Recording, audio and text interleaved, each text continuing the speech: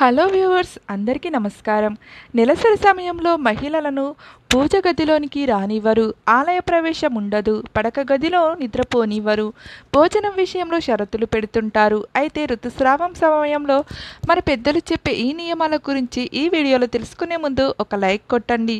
హిందూ ధర్మశాస్త్రం ప్రకారం స్త్రీలకు నెలసరి వచ్చే సమయంలో స్త్రీలు తప్పకుండా కొన్ని నియమాలు పాటించాలి.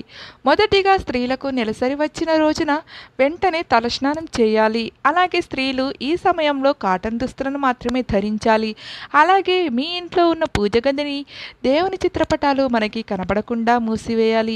స్త్రీలకు నెలసరి వచ్చిన సమయంలో 1వ రోజున, 4వ రోజున ఖచ్చితంగా తలస్నానం చేయాలి. 5వ రోజున తలంటు స్నానం చేయాలి. ఇలా తలస్నానం చేసేటప్పుడు నీటిలో కొంచెం పసుపు వేసుకొని స్నానం చేయాలి. నెలసరి సమయంలో మహిళలకు చిరుగ్గా ఉంటుంది. ఆ సమయంలో వచ్చే కడుపు నొప్పి, అలసట చాలా ఎక్కువగా ఉంటాయి. కాబట్టి పాలు తీసుకోవాలి. స్త్రీలు నెలసరి సమయంలో చక్కగా విశ్రాంతి తీసుకోవాలి. అలసట కలిగించే పనులు చేయకూడదు. నెలసరి సమయంలో స్త్రీలు ముఖ్యంగా వ్యాయామానికి దూరంగా ఉండాలి. కొంతమంది ఇంట్లో నిత్య దీపారాధన చేస్తూ ఉంటారు.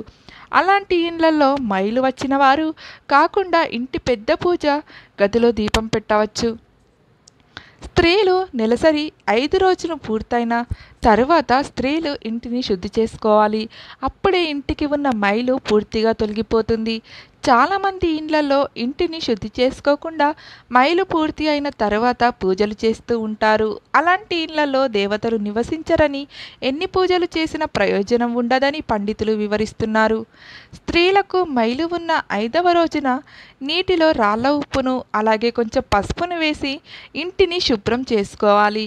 ఇలా ఇంటిని శుభ్రం చేసుకున్న తర్వాత ఇంట్లో ఖచ్చితంగా పసుపు నీళ్ళను చల్లుకోవాలి.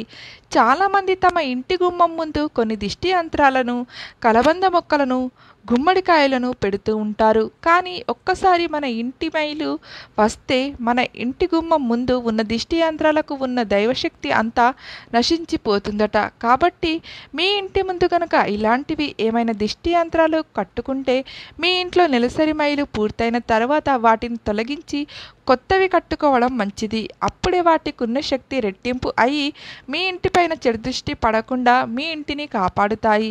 ఇలా ఇల్లంతా శుభ్రం చేసుకున్న తర్వాత పూజ గదిని కూడా శుభ్రం చేసుకోవాలి. దేవుని చిత్రపటాలను నీటిలో తుడిచి పసుపు రాసి కుంకుమ బొట్లు పెట్టాలి. స్త్రీలు 5వ రోజున ఇంట్లో దీపం పెట్టుకోవచ్చు. అలాగే పీరియడ్స్ సమయంలో ఆలయ ప్రవేశం నిషేధం గురించి పురాణ గ్రంథాలలో చాలా విషయాలు చెప్పారు.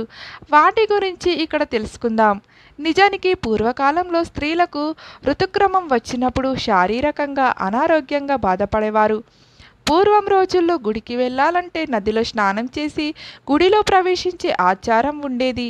బహిష్టు సమయంలో రక్తస్రావం కావడం వల్ల నది నీరు కలుషితం అవుతుంది. కాబట్టి స్త్రీలకు పీరియడ్స్ వచ్చినప్పుడు ఇంట్లోనే ఉండాలని పండితులు సూచించారు. అందుకే ఆలయ ప్రవేశం నిషేధించబడింది.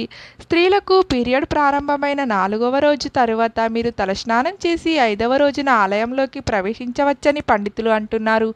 పీరియడ్స్ రక్తస్రావం 7 రోజులు ఉంటే కనుక 8వ రోజున ఆలయంలోకి ప్రవేశించవచ్చు. సాధారణంగా పీరియడ్స్ ముగిసిన 5వ రోజున ఆలయంలోకి ప్రవేశించవచ్చు.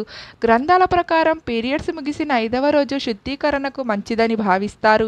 కాబట్టి ఈ రోజున పూజలు మరియు ఆలయానికి వెళ్ళడం మంచిదే అని పండితులు అంటున్నారు. పీరియడ్స్ సమయంలో స్త్రీలు నిల్చుని వంట చేయకూడదు. స్త్రీలు గర్భవతిగా ఉన్నప్పుడు పూజలు చేయకూడదని చాలామంది చెప్తూ ఉంటారు. అయితే ఈ విషయంలో ఒక్కొక్కరు ఒక్కో రకమైన సలహా ఇస్తారు. గర్భవతులు తేలికపాటి పూజా విధానాన్ని అవలంబించాలని, కొబ్బరికాయను మాత్రం కొట్టకూడదని శాస్త్రం చెప్తుంది. బహిష్టు సమయంలో స్త్రీల శరీరం చాలా బలహీనంగా ఉంటుందని, అందుకే ఇంటి నుంచి బయటకు వస్తే అనారోగ్యానికి గురవుతారని మరో నమ్మకం. శరీరం బలహీనంగా ఉన్నప్పుడు ఎక్కువ సానుకూల శక్తి ఉన్న ఆలయంలోకి ప్రవేశించకూడదని అంటారు. కొన్ని యజుర్వేద గ్రంథాలలో స్త్రీలకు ఋతుక్రమం ఎలా ప్రారంభమైంది అనే విషయాల గురించి క్లుప్తంగా వివరించారు. స్త్రీలకు ఉన్న శాపం వల్లనే ఆడవారికి నెలసరి వస్తుందని పురాణ గాథ. పురాణాల్లో ఇంద్రదేవుని గురువు విశ్వరూపుడు. అయితే ఇంద్రదేవుడు కొన్ని యజ్ఞాలు చేసి దైవశక్తులను సంపాదించుకున్నాడు. ఇలా ఇంద్రుడు సంపాదించిన దైవశక్తులను ఇంద్రుడు గురువైన విశ్వరూప మహర్షి రాక్షసులకు ఇంద్రుని శక్తులను అప్పగించాడు. దీంతో ఇంద్రదేవునికి కోపం వచ్చి వజ్రాయుధంతో విశ్వరూపం మహర్షి శిరస్సును నరికేశాడు. ఇలా చేసిన వెంటనే ఆ మహర్షి శరీరం నుండి పక్షులు పుట్టి ఇంద్రదేవునికి శాపం విధించాయి. అప్పుడు ఇంద్రదేవుడు ఆ శాపం నుండి బయటపడటానికి ఆ దోషాలను మూడు విభాగాలుగా చేశాడు. ఎవరైతే ఈ శాపాలను పుచ్చుకుంటారో వారికి కోరుకున్న వరాలను అందిస్తానని ఇంద్రదేవుడు చెప్తాడు. ఇలా చెప్పగానే మొదటిగా భూమాత ఒక శాపాన్ని పుచ్చుకొని ఇంద్రుడిని ఒక వరం అడుగుతుంది. ఆ వరం ఏమిటంటే నా భూమిని ఎంత తవ్విన మట్టి ఉండేలా వరం కావాలి అని ఇంద్రుడిని అడుగుతుంది. అప్పుడు ఇంద్రుడు సరేనని వరమిచ్చిన తన శాపాన్ని భూదేవికి ఇచ్చాడు. తర్వాత మరో శాపాన్ని చెట్లు తీసుకొని దీని వరంగా నా చెట్టు కొమ్మలను ఎన్ని నరికినా నేను చనిపోకుండా మళ్ళీ కొమ్మలుగా ఉద్భవించేలా చెయ్యు అని ఇంద్రదేవుణ్ణి వరం అడుగుతాయి. తర్వాత మూడవ శాపాన్ని స్త్రీలు తీసుకొని దానికి ప్రతిఫలంగా ఒక వరం అడుగుతారు. ఆ వరం ఏమిటంటే మాకు సంతాన సౌభాగ్యం వరించమని ఇంద్రుణ్ణి వరం అడుగుతారు. కాబట్టి స్త్రీలు ఈ వరం పొందిన కారణంగా స్త్రీలకు ఋతుక్రమం వచ్చేలా ఇంద్రుడికి ఉన్న శాపం స్త్రీలకు ఇచ్చాడు. అందుకే స్త్రీలు మైలు ఉన్న రోజుల్లో స్త్రీలు ఏ పని చేసినా దోషం అని పురాణ గాథ. కొందరికి నెలసరి సరిగ్గా ఒకే సమయానికి రాదు. అలాంటప్పుడు కంగారు పడకూడదు. ప్రతి నెల సరిగ్గా వచ్చి ఒక నెల తేడా వచ్చినంత మాత్రాన ఏమీ కాదు. పని ఒత్తిడి కారణంగా ఇలా జరిగే అవకాశం ఉంటుంది. నెలసరి సమయంలో మహిళలకు చిరుగ్గా ఉంటుంది. ఆ సమయంలో వచ్చే కడుపు నొప్పి, అలసట చాలా ఎక్కువగా ఉంటాయి. సాధ్యమైనంత వరకు ద్రవ ఆహారం ఎక్కువ తీసుకోవాలి. స్త్రీలు నెలసరి సమయంలో చక్కగా విశ్రాంతి తీసుకోవాలి.